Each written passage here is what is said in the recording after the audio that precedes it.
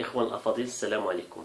هاد الحصة نحاولوا إن شاء الله نخصوها لواحد التمرين اللي عنده علاقة بطبيعة الحال دراسة الدول العددية. والهدف ديال هاد التمرين هو مدى تمكنكم من يعني الطرق ديال دراسة ديال واحد الدالة، بمعنى يعني المراحل فاش كنمر حتى كنشأ واحد المنحنى ديال واحد الدالة.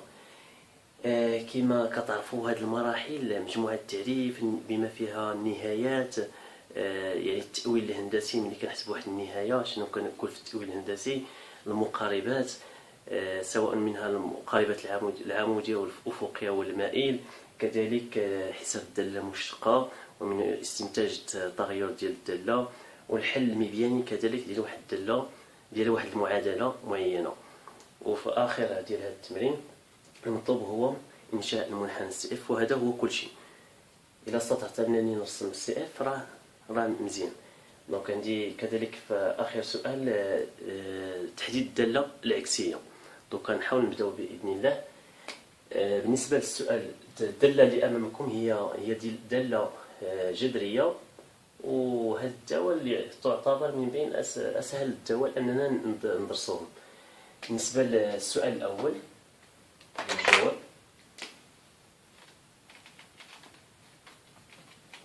السؤال الأول ماذا يقول؟ حدد مجموعة التعريف ديال الدالة اف. كما كتعرفوا باللي أن مجموعة التعريف ديال واحد الدالة جذرية هو المقام يخالف الصفر. دونك مجموعة التعريف سهل أننا نحددوها. إكس ينتمي إلى الدالة اف يكافئ أن إكس استثناء عند المقام هو إكس استثناء يخالف الصفر.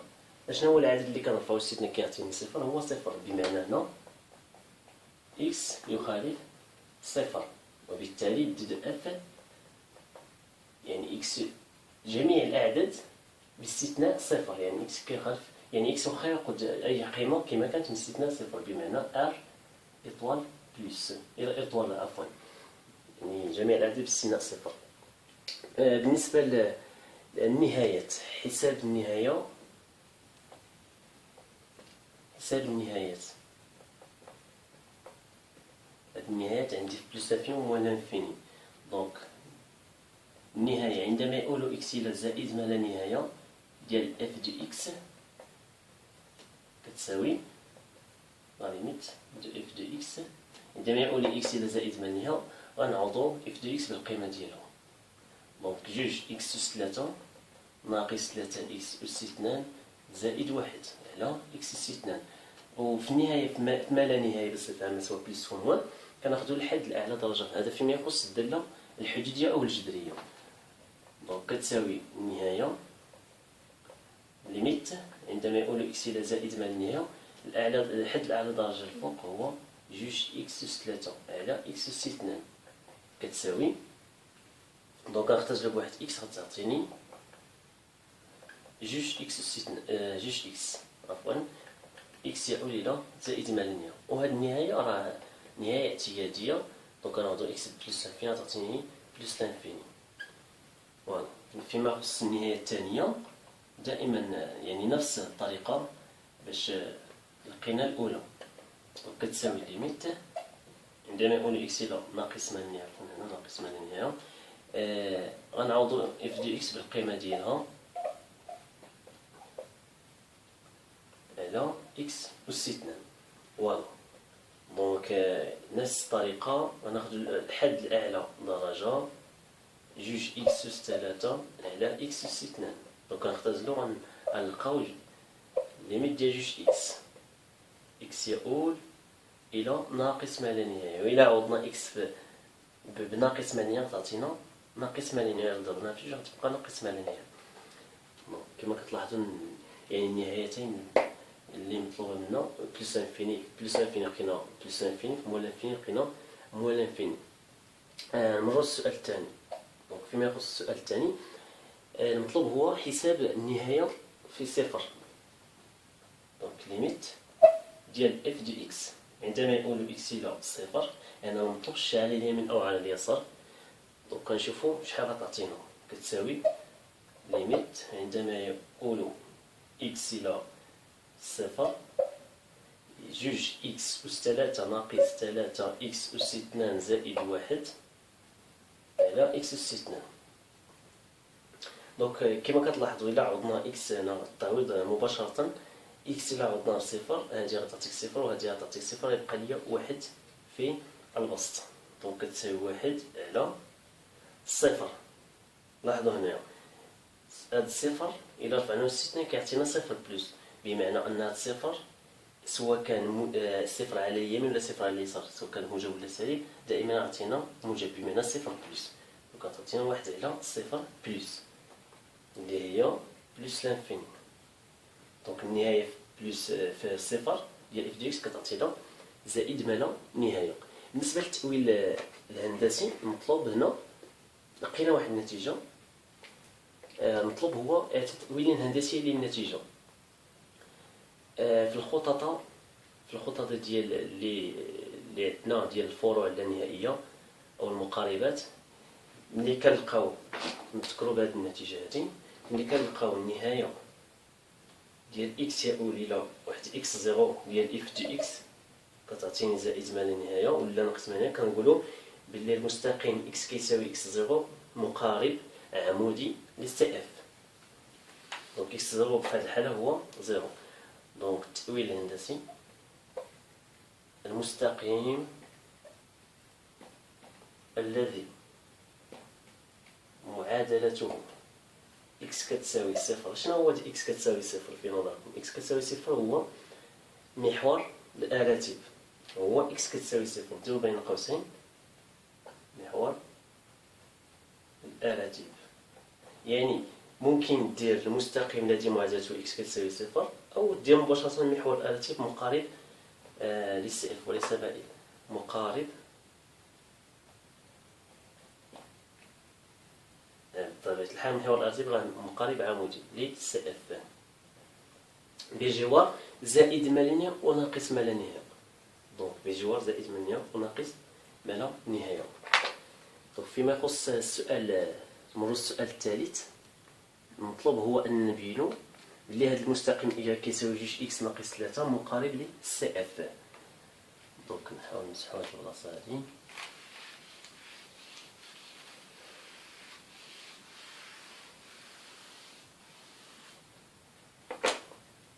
السؤال الثالث هو نبين بلي المستقيم الذي معادلته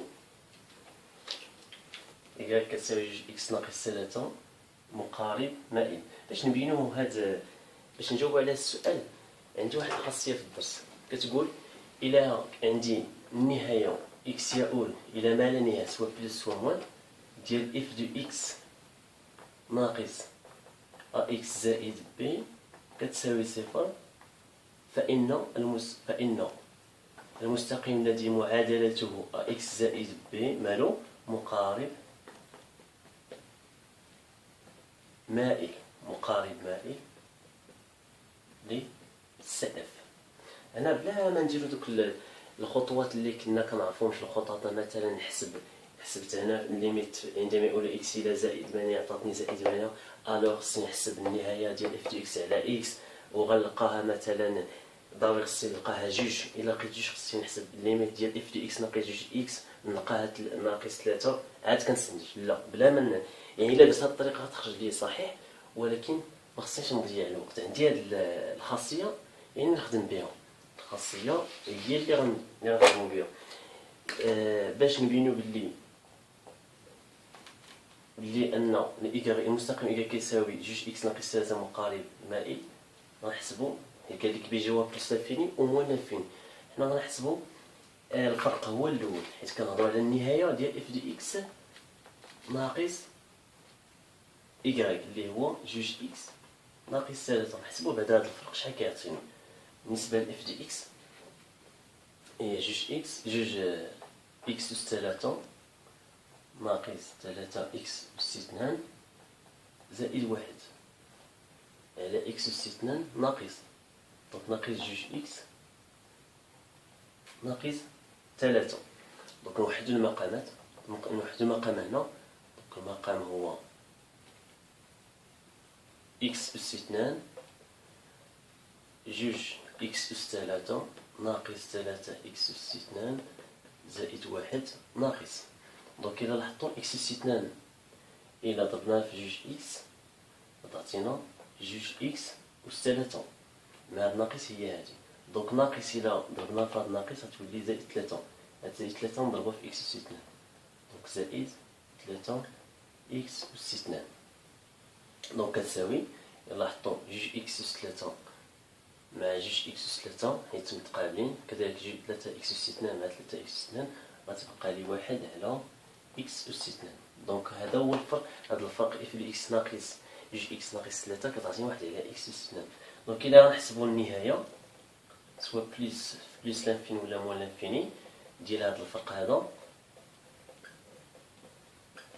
كتساوي النهاية ديال 1 على إكس أس 2 مباشرة، حيت قلنا هذا الفرق هو كيساوي 1 على إكس أس 2 زائد مان. والنهاية ديال هاد العددات كما كتعرفوا ديال هاد التعبير هو 1 على بلس انفيني اللي هو صفر.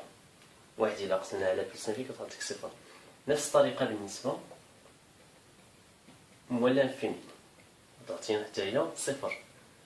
ناقص 3 كتساوي ليميت ديال 1 على إكس أس 2 إكس ياء وليلة زائد ما لا نهاية كتساوي صفر. فوالا. اشنو قلنا في الخاصية الأولى؟ الخاصية اللي غنستعملو قلنا بلي إلا عندي النهاية ديال اف دي إكس ناقص أ إكس زائد بي بحيث بي كتساوي ناقص 3 و أ هي جوج. إلا عندي هاد الفرق النهاية ديالو كتساوي صفر كنقول بلي مستقيم إيكال كيساوي جوج إكس ناقص 3 مقارب عفوا مقارب مائل ل سي اف. إذا المستقيم هنا بجوار كتلاحظ بجوار بلس انفيني ولا انفيني لقينا صفر. المستقيم ذو المعادلة أو الذي معادلته إكغيك كتساوي جوج إكس ناقص 3 مقارب مائل ل سي اف. فوالا. بجوار بلس لانفيني و موان لانفيني. السؤال الرابع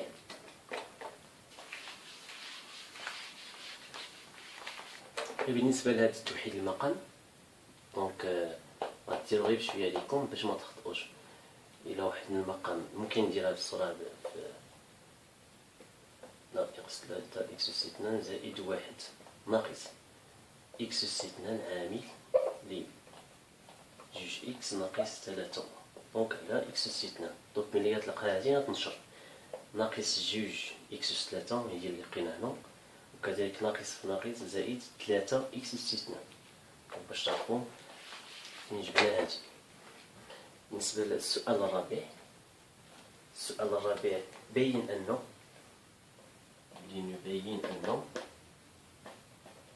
اف بريم دو إكس كتساوي جوج عامل لإكس ناقص 1 عامل لإكس أس 2 زائد إكس زائد 1 على إكس أس 3. فوالا. بالنسبة لهذا يعني هذا التعبير هذا بسيط حيت الدالة الجذرية والاشتقاق دائما ديال الدالة الجذرية كيكون ساهل. دونك لدينا اف بريم دو إكس كتساوي دونك الدالة هي هادي دونك جوج إكس أس 3 ناقص 3 إكس أس 2 زائد 1 على إكس أس 2 بريم. فوالا. دونك إلا غنديرو الاشتقاق ديال هادي ما هي إلا دالة على دالة اللي معنى أو على في. وكتعرفوا هاد القاعدة كتساوي الاشتقاق ديال الفوقانية. الاشتقاق ديال الفوقانية هو 3 في جوج 3 في جوج هو 6 إكس أس 2 غنقصو الدرجة ناقص كذلك جوج في 3 هي 6 إكس أس 1 دونك 6 إكس زائد البريم ديال 1 هو صفر فوا إكس أس 2 يعني أو فوا أو بريم فوا في ناقص العكس يعني في بريم و أو. دونك جوج إكس الاشتقاق ديال إكس أس 2 هو جوج إكس عامل لي جوج إكس أس 3 ناقص 3 إكس أس 2 زائد 1 فوالا على إكس على في الكل أس 2 بمعنى أس 2 الكل أس 2 هي أس 4 نكمل هنا تساوي بالنسبة لهذه غننشرو أو حيت قال لينا أس 3 يعني خص نختزلو بواحد إكس. إلا لاحظتو هنا غيكون عندي واحد العامل مشترك، عندي إكس مع إكس 2 إكس فوا إكس دونك إكس أس 2 كتبقى لي واحد إكس هنا مع واحد إكس هنا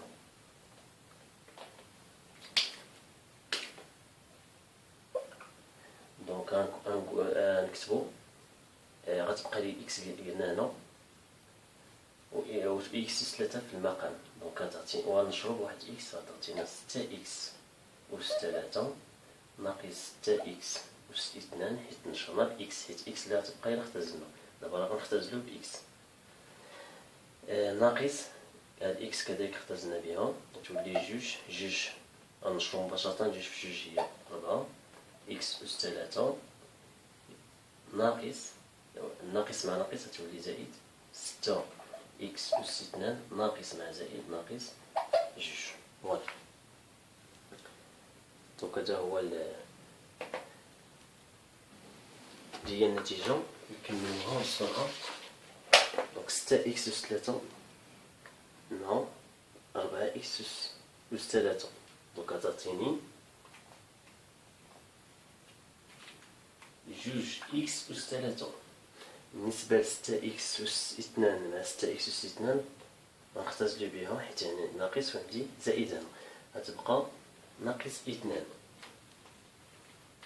كلشي على إكس أس 3 فوالا دونك نعملو بجوج إكس أس 3 ناقص 1 على إكس أس 3 وهما بغاو جوج عامل إكس ناقص 1 عامل إكس 2 زائد إكس زائد 1 على إكس أس 3 اللي ما عنديش هنا هو هذا التعبير. دونك واش هذا التعبير كيساوي إكس 3 ناقص 1 بطبيعة الحال كيساوي علاش حيت هذه منطبقة أما من الدرجة الثالثة بمعنى أ أس 3 ناقص بي أس 3 نكتبو هذه المنطبقة باش نتذكروها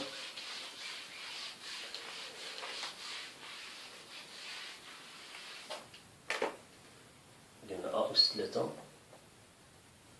ناقص بي أس 3 كتساوي أ ناقص بي عامل ل أ أس 2 زائد أ بي زائد بي أس 2 دونك هذه هي القاعدة اللي عندي مع أ كيساوي إكس و بي كيساوي 1 كتساوي هذه جوج عامل بالنسبة لهذه هو إكس ناقص 1 عامل ل إكس أس 2 زائد إكس في 1 هي إكس زائد 1 أس 2 هو 1 على إكس أس 3 وبالتالي لقينا النتيجة المرادة. فوالا هذه هي إف بخيم دو إكس. السؤال المولي المطلوب هو دراسة إشارة إف بخيم دو إكس. هذا ألف ثم باء إشارة إف بخيم دو إكس. بالنسبة للدراسة ديال الإشارة دراسة إشارة إف بخيم دو إكس. إشارة ديال إف بخيم دو إكس مرتبطة بأش من عدد دونك عندي إكس ناقص 1 هنا ما معرفش واش موجب ولا سالب كذلك إكس أس 3 في المقام ما معرفش واش موجب ولا سالب و إكس أس 2 زائد إكس زائد 1 راه عدد موجب. علاش؟ حيت إلا درنا دلتا ديال إكس أس 2 نقولو إكس أس 2 زائد إكس زائد 1 أكبر من صفر لأن إلا درتي دلتا ديال هذا دلتا ديال المعادلة كتساوي صفر كتساوي 1 أس 2 ناقص 4 في 1 في 1 دونك كتساوي ناقص 3 أصغر من صفر. إلا كانت دلتا أصغر من صفر فإن هذا العدد وعندي أ موجب ضروري هذا الشرط حيت إلا يكون عندي أ هذا العدد سالب مثلا غتكون أصغر من صفر وكان العدد موجب إذا فهي فهاد الحدودية ممكن نسميها حدودية من الدرجة الثانية موجبة. دونك دراسة إشارة إف بخيم إشارة غنقولو إشارة إف بخيم دو إكس هي إشارة إكس ناقص واحد على إكس أس ثلاثة. ممكن ندير إكس ثلاثة ولا إكس، حيت هنا ممكن ندير هاد إكس هو إكس فوا إكس أس اثنان، وبالتالي إكس أس اثنان موجب وهذا موجب، يعني إشارة مرتبطة بإكس ناقص واحد على إكس. دونك نديرو إكس ناقص واحد على إكس. وهاد الإشارة ديال هاد العدد ممكن نحدوها، يعني إشارة لأن ندير التعليل، لأن إكس أس اثنان زائد إكس زائد واحد قلنا أكبر من صفر. فوالا. ثم ضع جدول التغيرات. بالنسبة لجدول التغيرات هذه هي الدراسة دابا ديال اف بريم، إشارة اف بريم دي إكس ناقص ما لا نهاية حتى زائد ما لا نهاية، وغنحدو هاد الأعداد هادو. فاش كتنعدم هادي إكس ناقص واحد كتنعدم في واحد، و إكس كتنعدم في صفر. دونك غنديرو أصغر فيهم صفر وغنديرو واحد. بالنسبة يعني كل وحدة غنديروها بوحدها. مثلا هادي إكس، حيت عندي إكس كينعدم في صفر، وعندي إكس ناقص واحد، بالنسبة لهادي كتنعدم في واحد، وغتكون عندي هنا اف بريم دو إكس باش نستنتج الإشارة ديال اف بريم دو إكس كلها. فوالا. دابا اف بريم دو إكس كتنعدم فيها واحد، كتنعدم في واحد، عفوا إلا عوضنا إكس بواحد هنا تعطيني واحد ناقص واحد صفر، دونك صفر. ولكن واش كتنعدم في صفر؟ لا، أصلا ما معرفاش في صفر. دونك هنا نديرو جوج خطوط هنا، و في هاد البلاصة هادي غنديرو سي دي اف أو اف دي إكس، منحنى ديال الدالة اف دي إكس. كذلك الدالة اف غير معرفة في صفر، غنديرو جوج خطوط هنا. بالنسبة للإشارات، عكس إشارة أ من هاد اللي مضروب في إكس هو موجب، دونك العكس ديالو أنا غتبدل الإشارة. كذلك نفس الشيء بالنسبة لإكس ناقص واحد، الإشارة ديال هاد اللي مضروب في إكس هو واحد، دونك موجب، غنديرو العكس ديالو هنا وهنا موجب. نجمعو هاد، يعني نديرو الخارج ديال هاد الإشارات، ناقص على ناقص كتعطيك زائد، زائد على ناقص ناقص، زائد على زائد زائد، وبالتالي الدالة غتكون موجبة في هذا المجال، وغتكون عفوا تزايدية في هذا المجال، تناقصية في هذا المجال، ثم تزايدية في هذا المجال. هنا غنديرو كنديرو النهاية. النهاية اللي لقينا في ناقص معناها هي ناقص ما لا نهاية، ومنطقيا يعني ناقص معناها طلع، والصفر سواء على اليسار ولا على اليمين لقينا فيه زائد ما لا نهاية، دونك زائد ما لا نهاية. والصورة ديال الصفر بالدالة اف، دونك إلا حسبناها الصورة ديال واحد جوج دونك غتعطيك صفر، دونك إلا حسبتوها حسبوها وتأكدو منها صفر، دونك زائد معناها غتكون زائد معناها حيت حسبناها ديجا. هذا هو جدول ديال التغيرات. السؤال الخامس، تحقق من أن، عطانا واحد السؤال، يعني واحد العملية هنا نتحققو منها واحد المتساوية، غنبينو بلي جوج إكس أس ثلاثة ناقص ثلاثة إكس أس اثنان زائد واحد كتساوي إكس ناقص واحد أس اثنان عامل لي جوج إكس زائد واحد. دونك بالنسبة لهادي يعني ممكن تنطلق في الأولى ولا في الثانية. حنا ننطلقو في الثانية على أساس ننشرو ونلقاو الثانية. دونك لدينا نديرو الجواب مباشرة، لدينا إكس ناقص واحد الكل أس اثنان عامل لجوج إكس زائد واحد. دونك هذه سهلة أننا ننشروها، هذه مطابقة هامة ننشروها. هي الأولى هي إكس أس اثنان ناقص جوج إكس زائد واحد عامل لجوج إكس زائد واحد.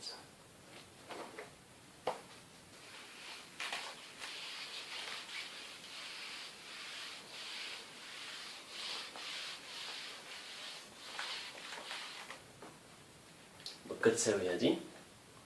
دونك النشر بطريقة عادية، يعني إكس أس اثنان في جوج إكس كتعطيك جوج إكس أس ثلاثة، فوالا، زائد إكس أس اثنان زائد إكس أس اثنان ناقص جوج إكس في جوج إكس، يعني ناقص ربعة إكس أس اثنان، ناقص ربعة إكس أس اثنان ناقص جوج إكس في واحد ناقص جوج إكس زائد واحد في جوج إكس. دونك غنديرو هاديك مباشرة، زائد جوج إكس زائد واحد. تساوي بالنسبة لجوج إكس أس 3 كنغير بوحدها، إكس أس 2 عندي فيها جوج دونك ناقص 3 إكس أس 2 واحد زائد ناقص 4 دونك ناقص 3 بالنسبة لهادي نختزل بها زائد واحد دونك لقينا النتيجة هي هاديك. استنتج تقاطع سي اف، تقاطع سي اف مع محور الأفاصيل، تقاطع سي اف مع محور الأفاصيل. دونك هاد السؤال هذا يعني مبيانيا تقاطع سي اف مع محور الأفاصيل هو يعني جبريا هو حلول المعادلة اف دي اكس كتساوي صفر. نكتبوها تقاطع سي دي اف مع محور الأفاصيل هو حلول المعادلة اف دي اكس كتساوي صفر. وممكن يعطيك العكس ديال هادي، ممكن يقول لك حل المعادلة اف دي اكس كتساوي صفر مبيانيا. قال لك حل مبيانيا المعادلة اف دي اكس كتساوي صفر هو تقاطع نقط تقاطع سي دي اف مع محور ولا أفاصل نقط تقاطع سي دي اف مع محور الأفاصيل. فوالا يعني العكس ديال هادشي اللي عطاونا. فيما يخص دابا جبريا تقاطع سي دي اف مع محور الأفاصيل هو حلول هاد المعادلة اف دي اكس كتساوي صفر، وحلول ديال هاد المعادلة كتساوي صفر غنحاولو نشوفو اشنو كتعطي. اف دي اكس نديرها بالتكافؤات كتساوي صفر تكافئ ماذا؟ نعوضو اف دي اكس بالقيمة ديالها السابقة، بمعنى جوج اكس أس 3 ناقص 3 اكس أس 2 زائد واحد كلشي على اكس أس 2 كتساوي صفر. هادي هي اف دي اكس كتساوي صفر دونك تكافي. دونك في هاد الحالة غتكون شوية صعيبة مهما يكون الصندوقين مهما يكون اكس من ار اطوال، دونك اكس ينتمي الى ار اطوال. ميمكنش نهضرو على حل ديال المعادلة الا مكانش اكس يخالف الصفر. دونك الا كان اكس يخالف الصفر وهذا يعني هذا الخارج يساوي صفر بمعنى ان البسط يساوي صفر تكافي ان جوج اكس أس 3 ناقص 3 اكس أس 2 زائد واحد يساوي صفر تكافئ ماذا؟ واش هادي ممكن نحلوها؟ يعني الصعيب ان نحلو هذا النوع ديال المعادلات حيت عندي من الدرجه الثالثه، يعني ما يصلحش انني نستعمل المميز ديال طا. الطريقه اللي ممكن انني نستعملها هو الى ممكن نعملها او الى عرفنا واحد الجذر من الجذور ديال هاد الحدوديه نستعمل القسمه الاقليديه. وهذا الشيء علاش عطانا السؤال السابق، بمعنى بين ان جوج اكس أس 3 ناقص 3 اكس 2 زائد واحد كتساوي هاد العداده. دونك هادي راه لقيناها في السؤال السابق، دونك نعوضوها مباشره بهادي تكافي ان اكس ناقص واحد الكل أس 2 عامل لجوج اكس زائد واحد كتساوي صفر. أ فوا بي كيساوي صفر بمعنى جوج عددين يساوي صفر بمعنى هادو هما يساوي صفر. إكس ناقص واحد الكل أس 2 كيساوي صفر، أو جوج إكس زائد واحد يساوي صفر تكافي. عادة كنرفعو أس 2 كيعطيني صفر هو صفر، يعني أن إكس ناقص واحد كيساوي صفر، أو جوج إكس كتساوي هنا كنحل هاد المعادلة كتساوي ناقص واحد تكافي أن إكس يساوي واحد أو إكس يساوي ناقص واحد على جوج. هادو هما الحلول ديال هاد المعادلة. وبالتالي تقاطع السي دي اف مع محور الأفاصيل هو إذن سي اف يقطع محور الأفاصيل في النقطتين، حيت كاينه جوج ديال الحلول، بمعنى ان السي دي اف يقطع محور الافاصي في نقطتين. النقطه الاولى نسميها مثلا الاحداثيات ديالها هو مثلا ناخذ هذا ولا هذا، واحد مثلا وصفر. الفصول بالتالي الرتب غيكون بطبيعه الحال هو صفر، والبي ناقص واحد على جوج هو صفر. هادو هما نقاط التقاطع غيساعدونا هادو في انشاء ديال المنحنى، يعني غنعرفوا فين غيتقاطع السي دي اف مع محور الافاصي.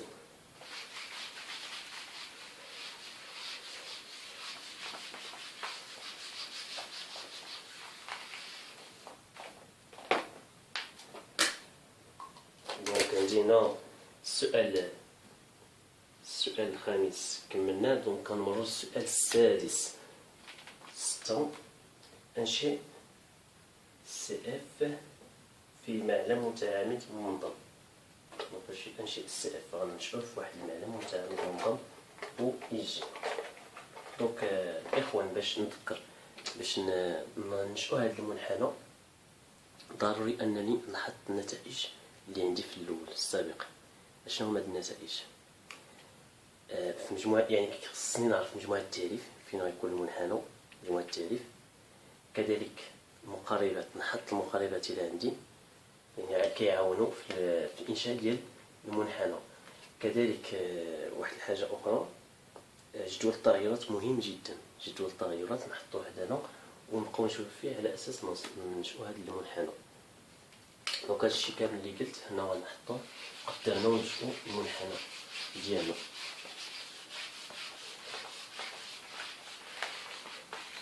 كذلك هاد نقطتي التقاطع السي اف مع محور الافاصيل راه مهمه كذلك. شنو غنديرو هنايا؟ مقاربات. بالنسبه للمقاربات عندي اكس كيساوي صفر مقارب للسي اف بجوار بليز او موان بليز لانفيني او موان لانفيني. دونك عندي جوج بيهم. هادي حاجه. المستقيم إكغيك كيساوي جوج إكس ناقص 3 مقارب مائل لسي اف. هادي هي الطريقة باش على أساس أنك تجيب المنحنى هو هذاك. دونك شحال من واحد كيلقى هاد النتائج كيجاوب بالطريقة اللي هي مزيان، اللي كيجي المنحنى مكيعرفش يرسم. حط هاد النتائج كاملين حداك باش على أساس أنك ترسم المنحنى. مقاربين هما هادو. كذلك هنا عندي الجدول ديال التغيرات. جدول التغيرات ناقص ما لا نهاية تال صفر وعندي واحد. دونك غنديرو مباشرة. عندي اف بخي عندي اكس كنا منعرفهاش في صفر، والدالة تزايدية تناقصية ثم تزايدية، بمعنى زائد هنا ناقص زائد. والصور هنا ناقص ما لا نهاية زائد ما لا نهاية زائد ما لا نهاية. كذلك هنا الدالة منعرفهاش في صفر. الصورة ديال واحد لقينا هو صفر، هنا زائد ما لا نهاية. فوالا. دونك بهذا الشيء كامل الثلاثة ديال المعطيات ممكن أنني ننشأ المنحنى. وما ننساش نقاط تقاطع سي اف مع محور الأفاصيل. عندي واحد صفر و بي ناقص واحد على جوج صفر. نحاول نشوف هاد المنحنى كما كتلاحظوا هنا معايا. هذا معلم متعامد ومنظم و إيجي. غنحاول نحط المقاربات هما الاولين. المقارب الاول راه اصلا كاين هو محور الافاصيل. محور الافاصيل مقارب للسي اف، عفوا محور الارتي مقارب للسي اف.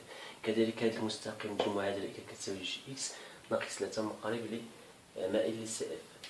هذا مقارب عمودي محور الارتي، وهذا محور مقارب مائل للسي اف. باش تنشئ هذا المستقيم بالمعادله كتساوي جوج اكس ناقص 3 كتاخذ واحد القيمه كتعطيها لاكس.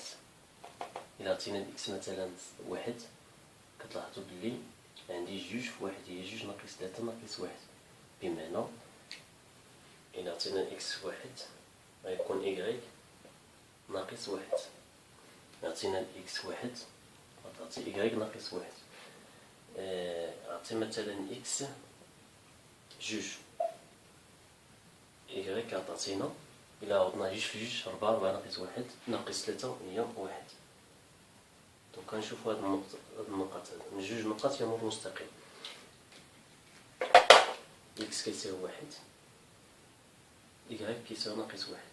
دونك غتكون هي هادي يمر المستقيم في هاد النقطة.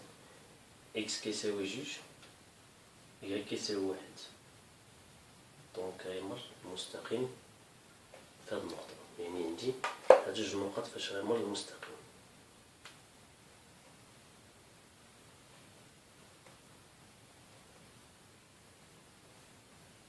هذا هو المقارب المائل.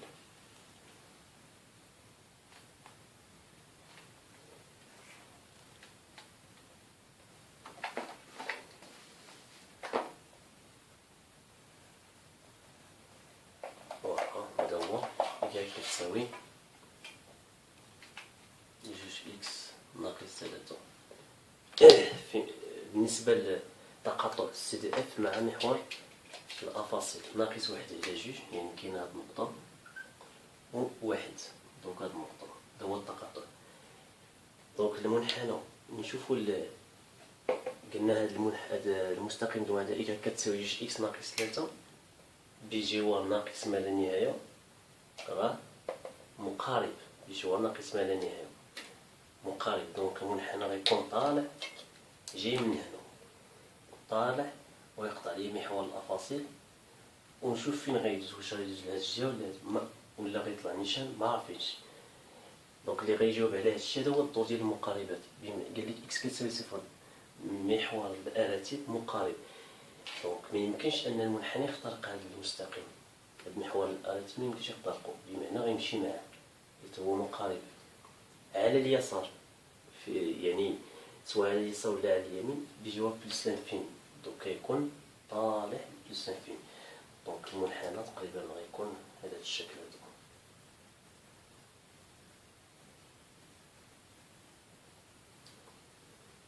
دونك غيكون نعاودو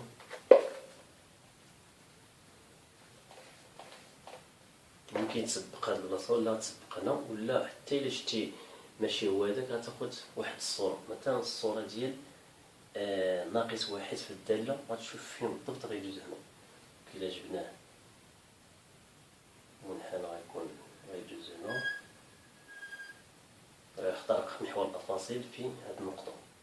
دونك غيمشي مباشرة لهاد المستقيم. دونك غيمشي معاه. هذا هو المنحنى في هاد المجال. دونك نكملو هاد المستقيم.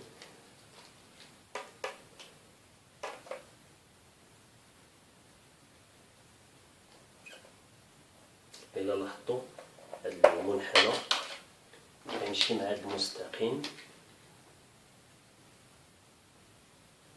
فقط كيقرب ليه، ما عمرو يتقاطع معاه.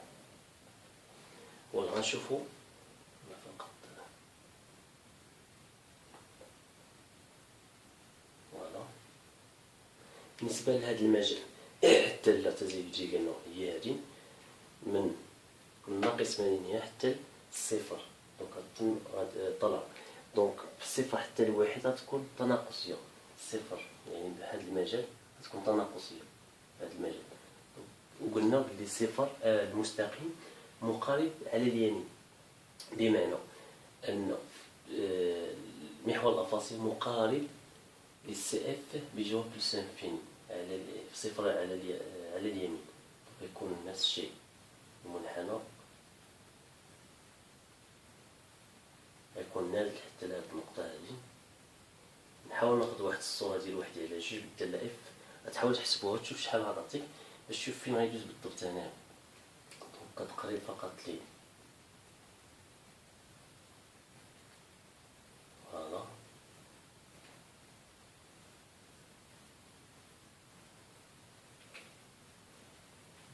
تقريبا هذا هو المنحنى في هذا المجال. في هذا المجال صفر واحد. دونك ملي غيجي المنحنى يعني غيجي حتى لواحد غيكون عاوتاني تزايدية. هنا غتكون تزايدية الدالة تغير جاتها تزايدية وغتمشي مع هذا المستقيم. ميمكنش تخترقو حيت قلنا عاوتاني بلي هذا المستقيم مقارب مائل للسي اف بجوار بلس انفيني، دونك يكون غيمشي معاه. دونك هذا هو المنحنى الممتد للدالة اف. كيبقى نعاود كيبقى بالنسبة لهاد البلايص هادو فين غيدوز، حنا طبقنا يعني المقاربات هما اللي كيمكنوا اننا نرسمو في هاد البلايص هادو. مثلا هنا كنعرفو بلي راه مقارب، كذلك هنا. وبالنسبة للمقارب المائل في هاد الاماكن هادو ممكن انك تاخد الصور ديال هاد الاعداد ناقص الصور ديال ناقص واحد، تشوف واش فعلا تعطيك هاد النقطة هادي. كذلك بالنسبة لهاد الاماكن.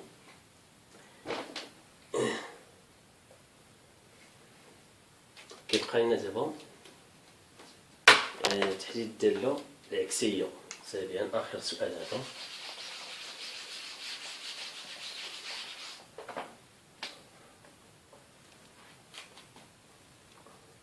لتكن جي قصور اف على 0 1. دونك المجال هو 0 1. بين أن جي تقبل دالة عكسية جي موازن على مجال إي يتم تحديده مع إنشاء سي اف سي جي موازن. بالنسبة لهنا طلب منا أننا نبينو بلي أن جي أول حاجة جي قصور اف. اش كنقصدو بالقصور؟ ملي كنقول جي قصور الدالة اف في هذا المجال 0 1 أن هذا المنحنى راه ديال جي. كنقصدو بالقصور بمعنى أن اف دي اكس كتساوي جي دي اكس بالضبط، كتساويها في هذا المجال فقط. في هذا المجال هذا هو القصور. كنقول جي قصور ديال اف بمعنى عندي التساوي في هذا المجال فقط، بمعنى أن المنحنى ديال الدالة جي هو هذا المرسوم هذا اللي أمامكم كتشوفوا. دونك المطلوب هو نبينو بلي ان جي الدالة جي تقبل دالة عكسية. دونك باش التعريف ديال الدالة العكسية، انت كنقول بلي واحد الدالة تقبل دالة عكسية إذا كانت الدالة في واحد المجال معين، إذا كانت الدالة راتبة قطع متصلة أول حاجة ثم راتبة. دونك بالنسبة للاتصال في هذا المجال راه واضح الدالة، أو بتعبير آخر أن الدالة اف دالة جذرية كما كتلاحظوا، يعني متصلة على مجموعة تعريفها اللي هي ار إطوال. إذا كانت متصلة على ار إطوال فإنها متصلة على 0 1. دونك لدينا جي متصلة على 0 1. هاد الشي دي اكس دابا راه هي اف دي اكس على المجال 0 1. نفس التعبير اللي خدينا في الاول ديال اف دي اكس هو بالضبط جي دي اكس في المجال 0 1. جي متصلة على 0 1. إذا وعندنا الدالة كما كتلاحظوا تناقصية بمعنى رتيبة. لدينا كذلك جي تناقصية على نفس المجال حسب جدول التغيرات ولا حسب المنحنى كما أمامكم. هاد الشروط كنستنتجو إذا جي تقبل دالة عكسية جي موازن معرفة من مجال إي إلى المجال 0 1. معرفة من واحد المجال ما عارفينوش من هذا المجال اللي عندنا هنا 0 1. دونك المطلوب هو نحددو هذا المجال إي، بحيث تحديد دابا ديال المجال بحيث إي هو الصورة ديال 0 1 كتساوي. شنو هي الصورة ديال جي لي 0 1؟ هو اف لي 0 1، حيت قلنا اف مع جي راه بحال في هذا المجال 0 1. والدالة كي دايره تناقصية، إذا كانت الدالة تناقصية كنقلبو هادو بمعنى إذا تقلبنا في الصورة يعني غتولي اف لي 1 اف لي 0 وليس اف لي 0 اف لي 1، حيت الدالة تناقصية. اف لي 1 راه حسبناها كتعطينا 0، و اف لي 0 عفوا بالنسبه لهنا ما يمكنش اننا نعطيو المجال مغلق. علاش؟ لقينا واحد التناقض هنا، حيت ان الداله اف فريمون راه في صفر، بالتالي ما عندهاش الصوره. كلشي هاد المجالات غيكونوا مفتوحين في صفر. فوالا.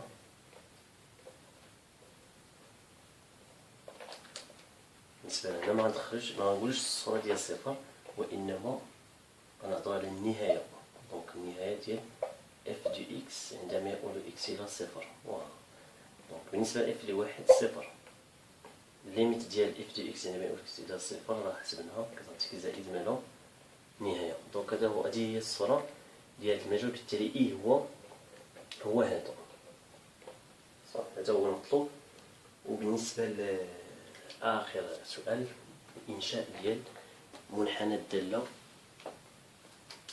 جي موانزان. باش ننشئو المنحنى ديال الداله جي موانزان يكفي اننا ننشئو بعدا هو الاول المستقيم الذي معادلته اي كتساوي اكس. شنو هو اي كتساوي اكس؟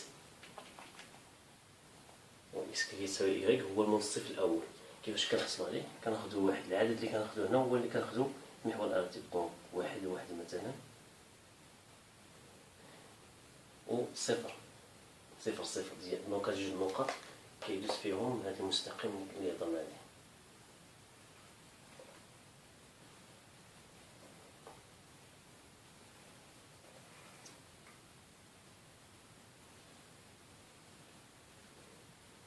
فوالا. عندنا المنصف كيتسمى المنصف الاول. دونك باش ننشئو هذا المنحنى ديال الداله، شنو هو المنحنى ديال الداله جي؟ هو هذا هو المنحنى ديال جي. الداله جي وليس جي موازن. الا بغينا المنحنى ديال جي موازن كنديرو ما يسمى بالتماثل المحوري. ناخذ مثلا واحد كان عندي هاد النقطه، مثلا هاد النقطه وهاد النقطه وهاد النقطه. التماثل المحوري كلكم كتعرفوا بالنسبه للنقطه المماثله ديال هاد النقطه بالنسبه لهاد المستقيم كنديرو تعامد وكنحسبوا نفس المسافه اللي عندنا، نحسبوا هذيك الجهه تقريبا تجيني هنا.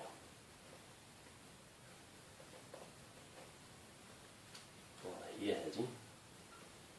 كذلك هنا بالنسبه لهذه النقطه غتكون نفسها، حيت التماثل المحوري مستقيم بالنسبه لواحد المستقيم، وهاد النقطه كتنتمي لذاك المستقيم. نشوفوا هاد النقطه هذه دائما بالاعتماد على التعامد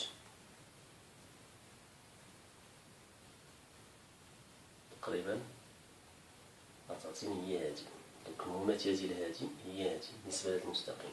نشوفوا المماثله ديال هذه التعامد دائما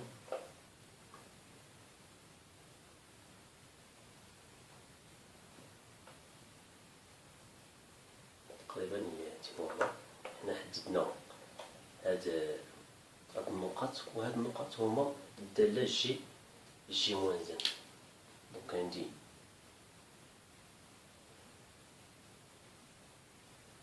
الصوره ديال هذا، دونك غيكون بحال هكا. الا شفتو هاد النص هذا المماثل ديالو هو هذا بالنسبه لهذا المستقيم.